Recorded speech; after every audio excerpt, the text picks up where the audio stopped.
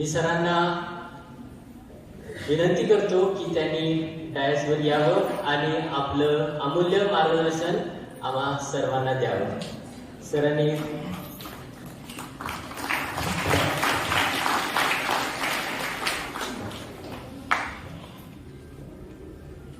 तेज ज्ञान फाउंडेशन या फाउंडेशनचा रौप्य महोत्सवी ध्यान महोत्सव आणि या निमित्तानं ज्यांचं आपण पहिलं व्याख्यान ऐकलं ते आदरणीय देशमुख साहेब, मंचावर उपस्थित असलेले गस्ते सर, मंचाच्या समोर उपस्थित असलेले अनेक मान्यवर आणि या फाउंडेशनच्या माध्यमातून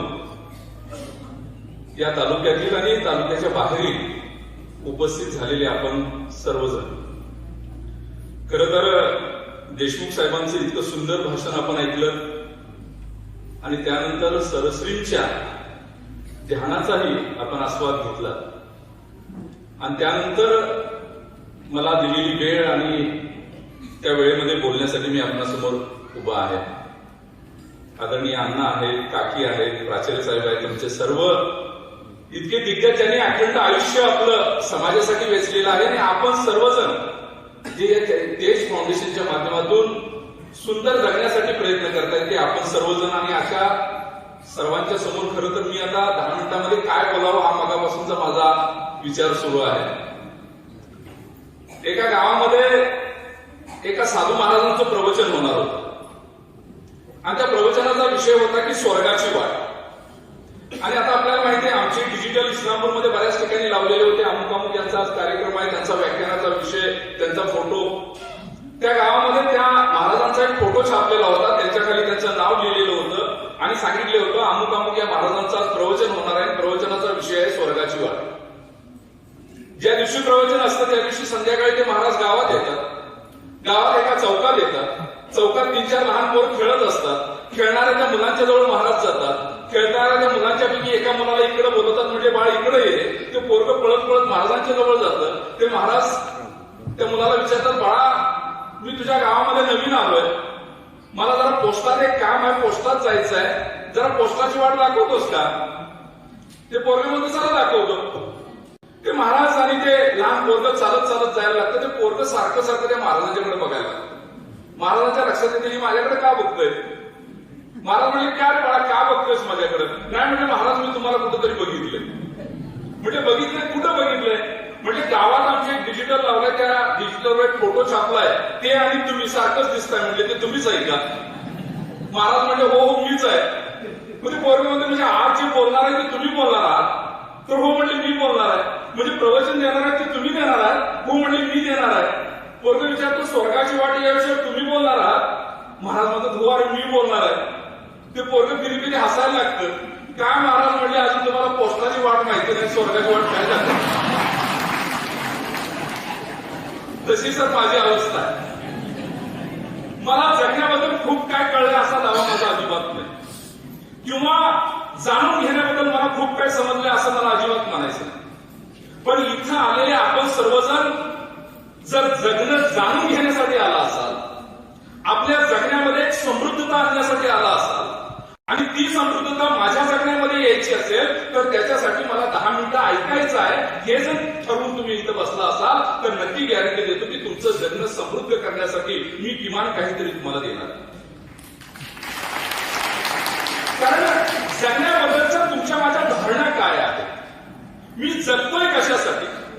जन्माला आल्यानंतर जन्म आणि मृत्यू याच्याबद्दलचे अंतर असते, याला जगणं असं म्हणतो. आणि मग म्हणून मी डॉक्टर म्हणून जगतो, मी प्राध्यापक म्हणून जगतो, मी एक कलाकार म्हणून जगतो. याच्याही पुढे जाऊन मगाशी जे सरस्वतींनी सांगितलं एक माणूस म्हणून मी कसा जगतो हे ज्या दिवशी मला कळतं त्या दिवशी खऱ्या अर्थानं समृद्ध जगण्याची सुरुवात आपली होत असते. मी लहान असताना एकदा माझ्या वडिलांना विचारलं की बाबा माणसं असं म्हणतात की गंगेत आंघोळ केल्यानंतर माणसं पवित्र होतात, हे खरं आहे का?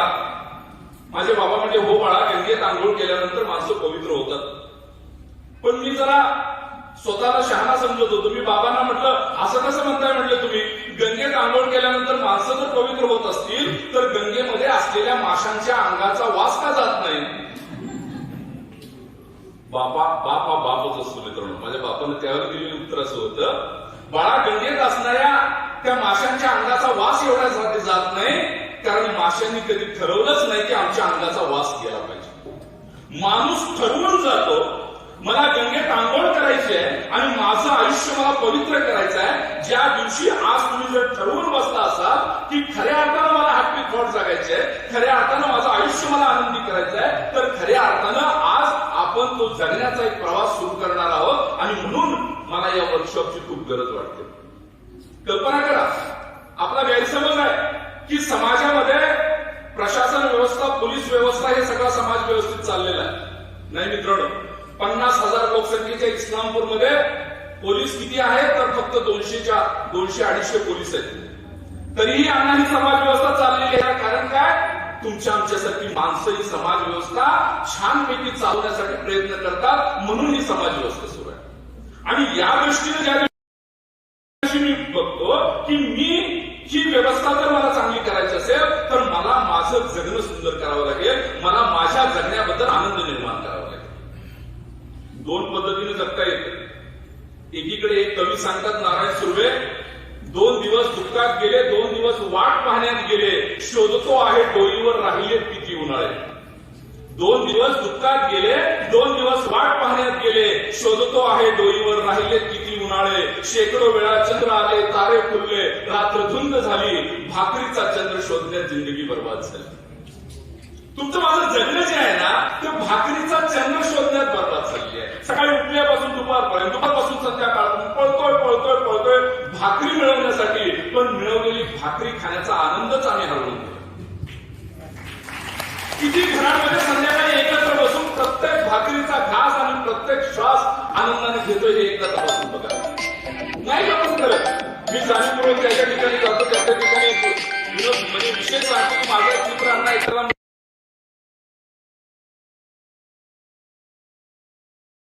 केला जातो, कांदे पोहे केले जातो. आम्ही हॉलमध्ये बसलेलो होतो, पलीकडे किचनमध्ये कांदे पोह्याला फोडणी दिली. फोडणीचा वास हॉलमध्ये आल्या इतकं बरं वाटलं की तो वास घेतले मी ओळखतो पोहे चांगले झालेले असतात. थोड्या वेळानं सुंदर अशी मुलगी सुंदर काचेच्या प्लेटमध्ये पोहे घेऊन आले. काचेची ट्रान्सपरंट प्लेट, पिवळे जर्द पोहे शिकोशीत भरलेले, त्याच्यावर नारळाचा किस टाकलेला होता, डाळिंबीचे दाणे टाकलेले होते, लिंबवाची चतकोर फोड एका कोपऱ्याला लावलेली होती, कुठंतरी कोथिंबर दिसत होती. कल्पना करा, काचेची प्लेट, पिवळे जर्द पोहे शिकोशीत भरलेले, नारळाचा पांढरा किस, डाळिंबीचे दाणे, चतकोर लिंबवाची फोड, इतकी सुंदर सजवलेली प्लेट घेऊन ती मुलगी येताना दिसली. मी माझ्या मित्राला म्हटलं, अरे म्हटलं कांदे पोह्याची प्लेट बघितलीस का? हो म्हटला बघितली. काय कचरा कुठली भरल्या नाही. जर इतकी सुंदर कांद्या पोह्याची प्लेट बघितल्यानंतर जर तुम्हाला कचरा कुंडी आठवत असेल तर तुमचं जगणं कसं समृद्ध होईल. ज्याला मुलगी बघायला गेलो त्याला विचारलं, मुलगी पसंत आहे का? तो म्हटला मुलगी चांगली आहे, पण मुलीची आई काय बरोबर दिसत. अरे मी म्हटलं काय चाललंय तुझं? म्हटला तुला कळणार नाही ते, आपली बायको 20 वर्षानंतर कशी दिसते हे सासूकडे बघून ठरवतो. 20 वर्षानंतरच्या जगण्याचा विचार, आजच्या जगण्याबद्दल आम्ही किती विचार. मगाशी जे सांगितलं सरसरीनी की माझा पास्ट काय आहे हे मला माहित नाही, माझं भविष्य काय आहे मला माहित नाही, मी आज काय आहे, आज मी कसं जगतो. गौतम बुद्धांनी सुद्धा हेच सांगितलं मित्रांनो, मी आस्तिक आहे ना नास्तिक आहे, मी वास्तविक आहे. बुद्ध सांगतात, मी ना आस्तिक आहे ना मी भविष्यात वागतो, न भूतकाळात वागतो, न आस्तिक न आस्तिक वास्तविक, याच्या पुढे जाऊन मी वास्तविक काय आहे हे समजून घ्या. सरसरी सुद्धा हेच सांगतात की आजचा क्षण मला कसा जगायचा आहे. आज इथं आल्यानंतर ज्या दिवशी मी शांतपणे हे सगळं ऐकत असतो त्या दिवशी मला असं वाटतं की माझी ओळख माझ्यापासून सुरुवात होते आणि माझा शोध म्हणजे खऱ्या अर्थानं ध्यान. आणि खऱ्या अर्थानं हा वर्कशॉप इथे घेण्याचा उद्देश आहे की स्वतःचा शोध घेऊ, स्वतःला ओळखणं. स्वतःला आपण कसं ओळखतो किंवा स्वतःबद्दल मी किती स्वतःला जाणून घेतो ही ओळख ज्या दिवशी आम्हाला होते आणि ज्या दिवशी आम्हाला हे समजायला लागतं की मी कोणतरी आहे माझ्याबद्दल. आम्हाला हा माहित असतो, तो माहित असते, ती माहित असते, तो ती त्या सर्वजण माहित असतात, पण प्रथम पुरुषी एकवचनी मी कोण आहे हे अजून आम्हाला माहित नाही. माझा शोध आम्हाला माहित नाही, मी कोणाबद्दल विचार करतोय, मी काय सांगतोय, स्वतःबद्दल आम्ही किती विचार करतोय. स्वामी विवेकानंद म्हणतात एके ठिकाणी, स्वामी विवेकानंद म्हणतात जर दिवसातील किमान 5 मिनिटं तुम्ही जर स्वतःशी नाही बोलला तर असं समजा जगातल्या एका सर्वश्रेष्ठ माणसाशी आज बोलायचं राहून गेलं. जगातला सर्वश्रेष्ठ माणूस कोण आहे तर मी आहे. ही जाणीव ज्या दिवशी माझ्या मनामध्ये निर्माण होते त्या दिवशी मी माझ्याशी बोलायला लागतो आणि मग मला असं वाटतं की मी आहे याचा शोध ज्या दिवशी मी मध्ये सुद्धा 2 प्रकार आहेत. मी हा ज्या दिवशी अहंकार म्हणून येतो ना त्या दिवशी तो नकारात्मकतेकडे वळतो. मी म्हणजे मीच हा अहंकार आहे. आणि मी ज्या दिवशी आत्मविश्वास म्हणून येतो ना तो सकारात्मकतेकडे वळतो. मला माझ्याबद्दल आत्मविश्वास असला पाहिजे, अहंकार नसला पाहिजे. मला झुकता आलं पाहिजे, मला नम्रतेने वागता आलं पाहिजे. आम्ही देवासमोर जाताना सुद्धा दुकानात गेल्यासारखं वागतो. माणसं मंदिरात गेल्यानंतर सुद्धा दुकानात गेल्यासारखी वागतात आणि 4-2 पैशाच्या बदलात काही ना काही मागतात. काय मागतो देवाला मी? मला नेहमी प्रश्न पडतो, डॉक्टर देवापुढे काय मागत असतील? कल्पना करा, पेशंट आणि डॉक्टर दोघे एकमेकांच्या बरोबर आहेत. दोघं काय मागत असणार? पेशंट म्हणणार देवा मला बरं कर, आजारी पडू नकोस. आणि डॉक्टर तेव्हा सीझन चांगला जाऊ. दोघांच्या मागण्यामध्ये किती विरोधात असेल. म्हणजे डॉक्टरनी मागू नयेच असं नाही मला म्हणायचं, पण कुणाच्या तरी दुःखावर कुणाचं तरी सुख ज्यावेळेला अवलंबून असतं ना तर ते सुख चिरकाळ टिकत नाही. अंगावर खाज आल्यानंतर खाजवल्यावर जेवढा आनंद मिळतो तेवढाच आनंद त्यात.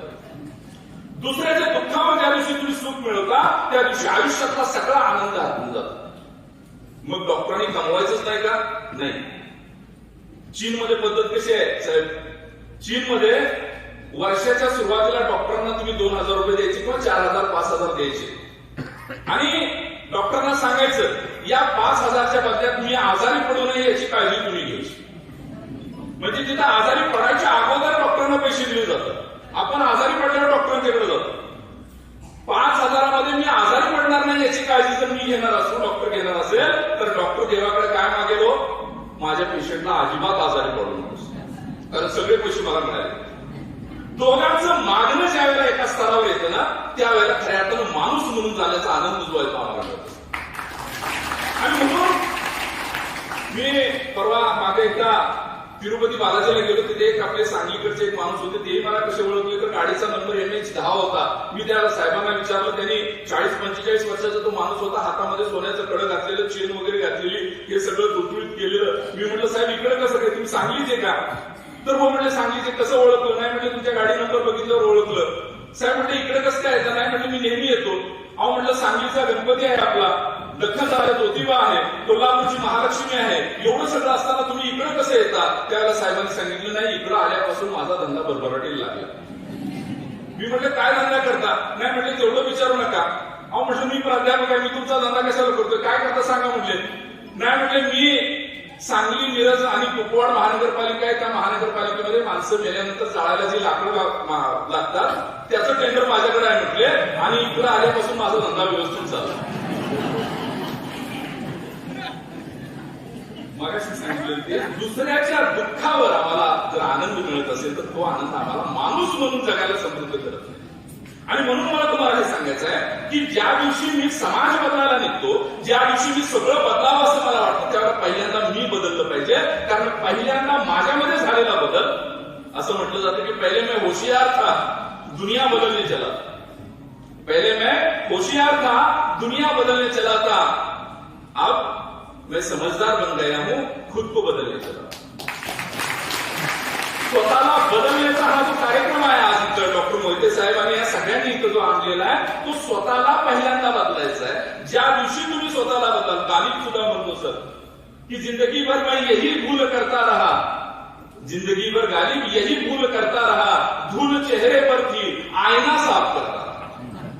चेहऱ्यावरचा धुळा मला कळालाच नाही. आरसा पुसून घेतोय. मी काय आहे हे जाणून घेण्याची खऱ्या अर्थाने गरज आहे आणि त्याच्यासाठी माझा जो शोध आहे तो या ठिकाणी घेणं गरजेचं आहे. मी मगाशी सांगितलं का मला आनंद वाटत नाही?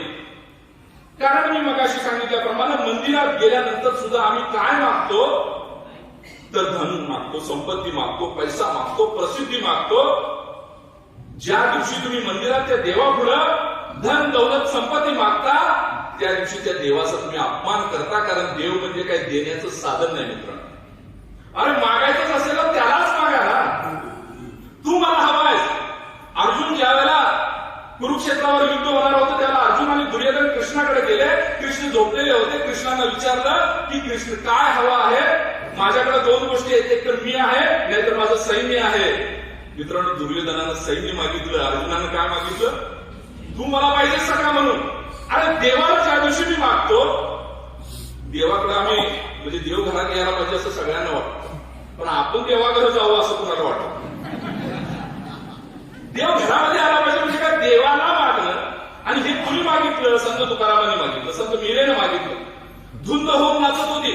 मीराची भक्ती नाचण्याची वेगळी आहे, बुद्धांची भक्ती वेगळी आहे, दोघांचं ध्यान वेगळं आहे, पण मागितलं काय आहे बघा, त्या देवाला त्यांनी मागितलेलं आहे मित्रांनो.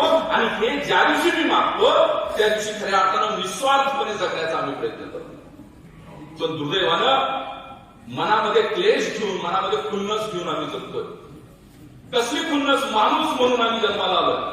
आणि जर माणूस म्हणून आम्ही जन्माला आलो असेल तर मगाशी आम्ही जे सांगितलं विभाजन करतो आम्ही, हा आहे, हा आहे, हा हिंदू आहे, हा मुसलमान आहे, डॉक्टर आहे, हा सामान्य आहे, हा शेतकरी आहे. याच्या पुढे जाऊन माणूस म्हणून आम्ही काय आहोत ही खुन्नस कुणाबद्दल? सामान्य माणसं सुद्धा एक खुन्नस घेऊन जगतात. माझ्या गावामध्ये अण्णा एक म्हातारी आहे, 80-85 वर्षाची आहे.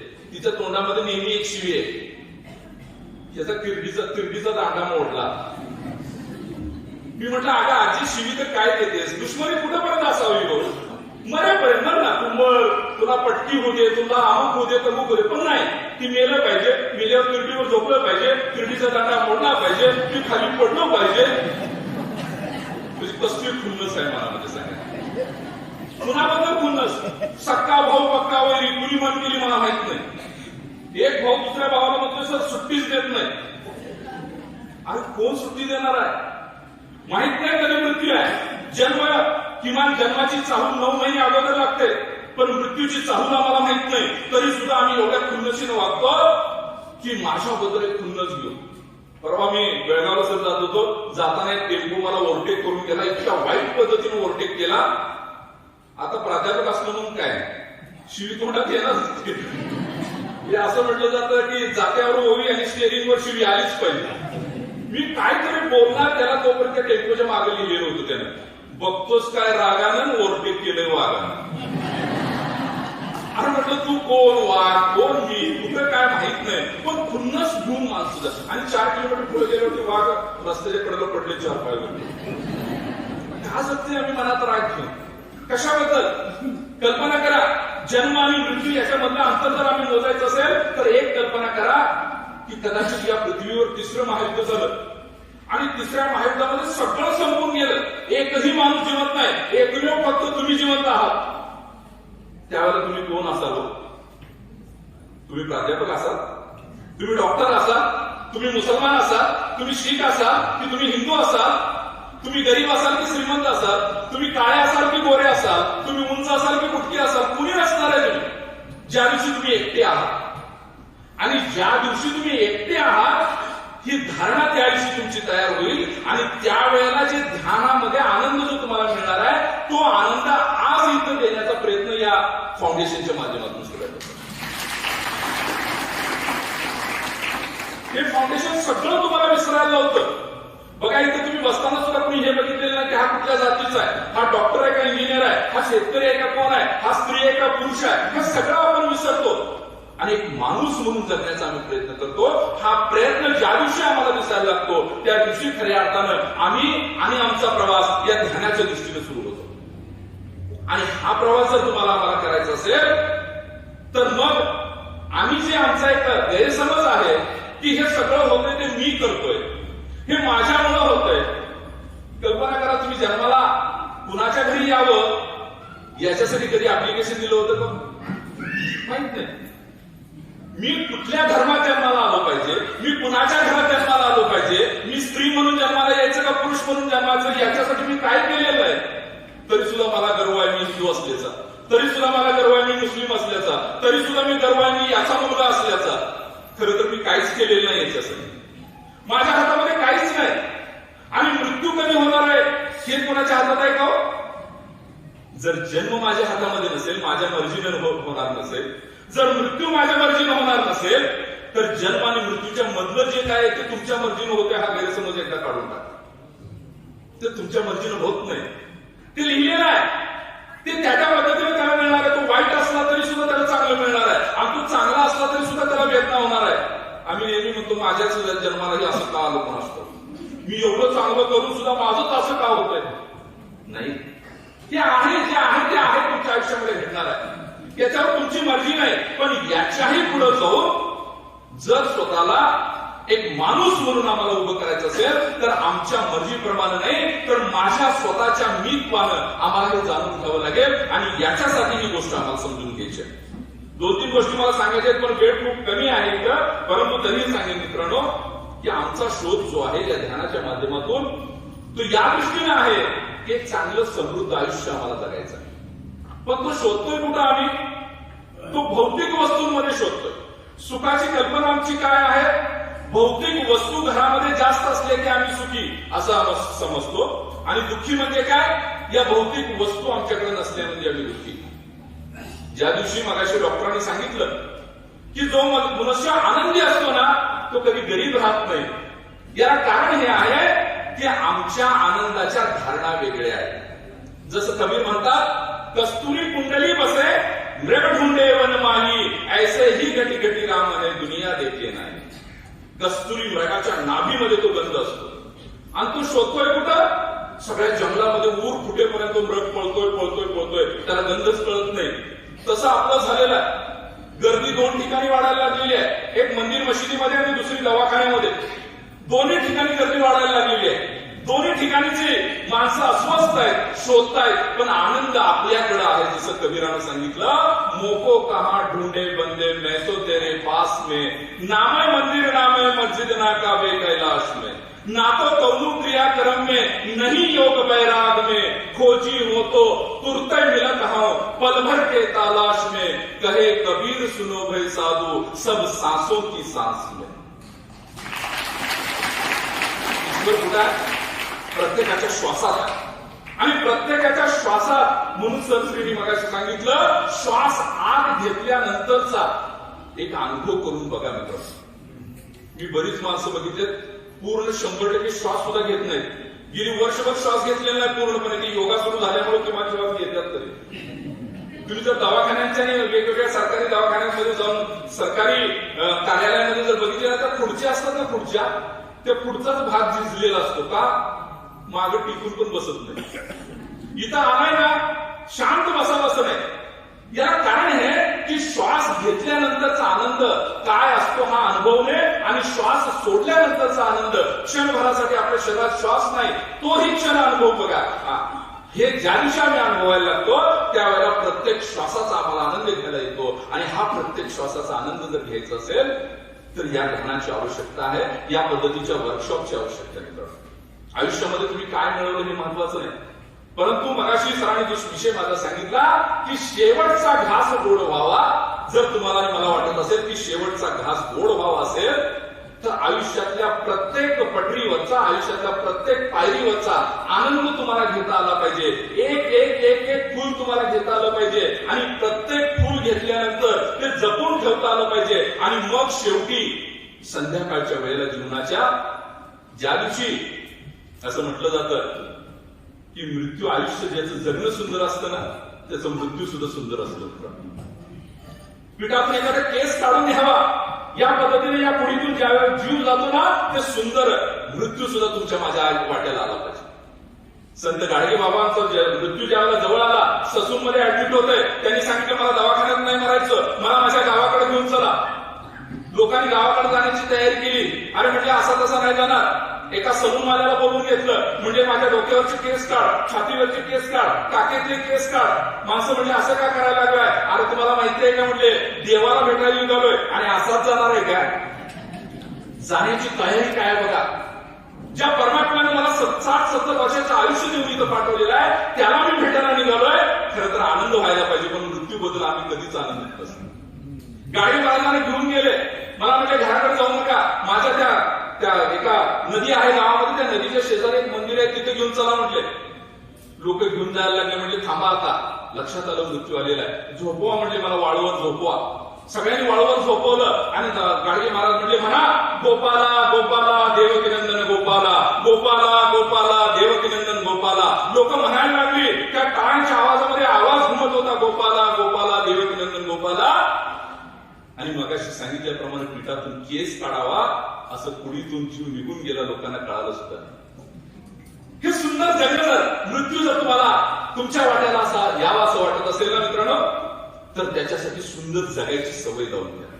त्याच्यासाठी आनंदाचा प्रत्येक क्षण आपल्या सोबत घ्या आणि जाताना आपल्या जवळ या आनंदाच्या फुलांचा एखादा गुच्छ असावा आणि त्याच्याकडे बघून मृत्यू यावा. मग तो मदर तेरेसाचा मृत्यू असू दे, गाडगे बाबांचा मृत्यू असू दे, किंवा जगण्याला ज्यांनी ज्यांनी सुंदर केलं त्यांचा मृत्यू असू दे. तो मृत्यू जन्म आणि मृत्यू यामधलं सौंदर्य जे आहे हे सौंदर्य ज्या दिवशी आम्हाला कळेल त्या दिवशी खऱ्या अर्थानं आजच्या या कार्याची एक सफलता झाली असं मला वाटेल. या ठिकाणी मला बोलवलं आणि तुम्ही ऐकून घेतलं याबद्दल आपणा सर्वांचा आभार व्यक्त करतो आणि थांबतो. जय हिंद, जय महाराष्ट्र.